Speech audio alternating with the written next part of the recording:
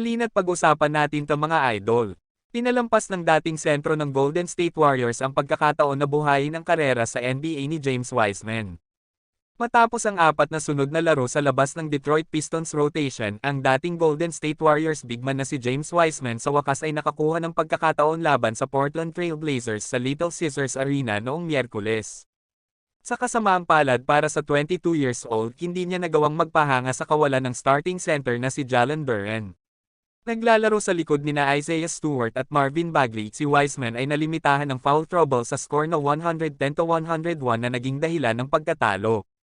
Ang karera ni James Wiseman ay nasa sanggang daan na may patuloy na kawalan ng pagkakataon mula nang umalis siya sa Golden State Warriors. Ang dating number 2 overall pick ay nagkaroon ng 3 foul sa unang 2 minuto ng pagkakaupo na binura ang kanyang pambihirang pagkakataon para sa makabuluhang minuto mula sa bench. Sandaling bumalik si Wiseman sa second half, nagtala ng 4 na puntos, 2 rebound, 1 assist, 1 turnover at 4 na foul sa loob lamang ng 6 na minuto.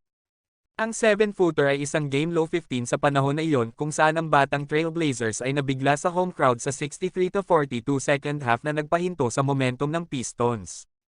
Ito ay isang magandang season para kay Wiseman na nasa huling taon ng kanyang rookie contract. Una siyang na-trade sa Pistons sa trade deadline noong Pebrero kung saan natanggap ng Warriors si Gary Payton Jr. sa nangyaring 4-team trade. Ito ay mas positibong balita para sa isa pa sa 2022 NBA Championship winning squad ng Golden State.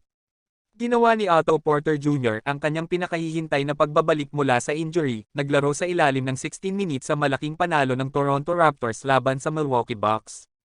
Si Porter, na naglaro lamang ng 8 laro noong nakaraang season matapos umalis sa Warriors, ay nagtala ng 6 na puntos, 3 rebound, 1 assist at 1 block, at ginawa ng Porter Jr. ang 2 sa kanyang 4 na 3-point attempts at naging plus 11 pa sa 130-111 sa kanilang panalo.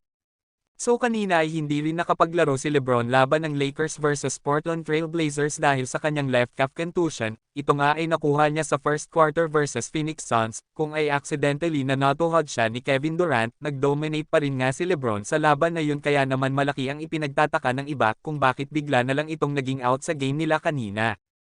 Ngunit base kasi sa mga naglalaro ng basketball ay mga injury talaga na hindi mo agad ito mararamdaman, at may nga oras din kaya mo itong ipagpag, ngunit meron namang iba na pagkatapos ng game or pagkagising mo sa umaga ay tsaka mo lang ito mapapansin na namamagana pala at sobrang sakit, at sa ngayon ay ganito ang nangyari kay LeBron James, at least day-to-day lang naman.